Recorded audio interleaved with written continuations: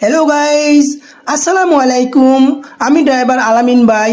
আজ আপনাদেরকে নিয়ে আসলাম আমার নিজ জন্মস্থান কিশোরগঞ্জ জেলায়। কিশোরগঞ্জ জেলা হাওর বাওর এবং ঐতিহাসিক স্থানগুলোর জন্য বিখ্যাত, যেমন মিঠামন হাওর, নিকলি হাওর, অষ্টগ্রাম হাওর, আরও সুলাকিয়া মাঠ, পাগলা মসজিদ, কুতুব শাহ মসজিদ, চন্দ্রবতী মন্দির, দিল্লির আখড়া। কিশোরগঞ্জ জেলা খাবারের জন্য বিখ্যাত, যেমন বালিশ মিষ্টি, নকশি পিঠা, চেপা শুটকি। কিশোরগঞ্জ জেলা বাংলাদেশের মধ্যস্থানে ঢাকা বিভাগের অন্তর্ভুক্ত। কিশোরগঞ্জ জেলা 13টি থানা ও 6টি জাতীয় সংসদ নিয়ে অবশিষ্ট আছে।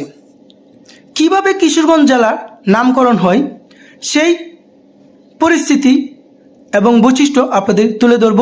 আপনারা কিশোরগঞ্জ জেলার দৃশ্য দেখতে থাকেন আর আমি আপনাদের মাঝে জারি সারি বাটিয়ালি লোকসঙ্গীতের গান জানতে হলে কিশোরগঞ্জে একবার আইসে যান, সে কথাটাই বললে না হয়, তাই আপনাদের মাঝে আমি তুলে ধরব কিশোরগঞ্জের বৈশিষ্ট্যগুলো। কিশোরগঞ্জ জেলা কিভাবে নামকরণ হয়। কিশোরগঞ্জ জেলার নাম অনুসারে দুটি প্রচলিত আছে। জমিদার বংশের ব্রজকিশোর ও নন্দকিশোর ব্রহ্মপুত্র নদীর তীরে একটি গঞ্জ প্রতিষ্ঠান করেন।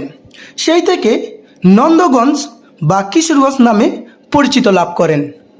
কিশোরগঞ্জ জেলার জনসংখ্যা 30,28,000।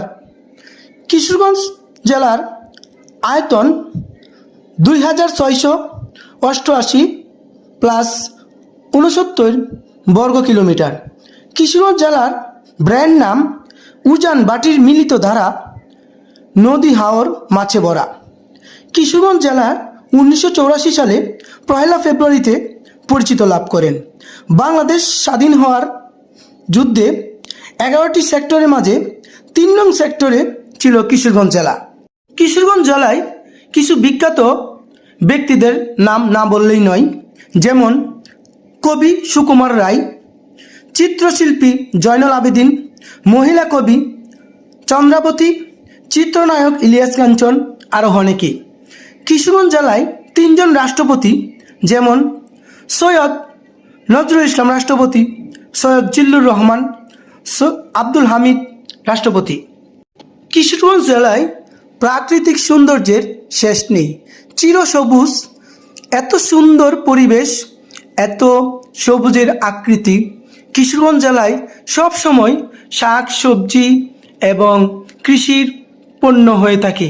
অনেক ধরনের কৃষি উৎপাদন হয়ে থাকে, দেখতে পারতেছেন আমার পাশে।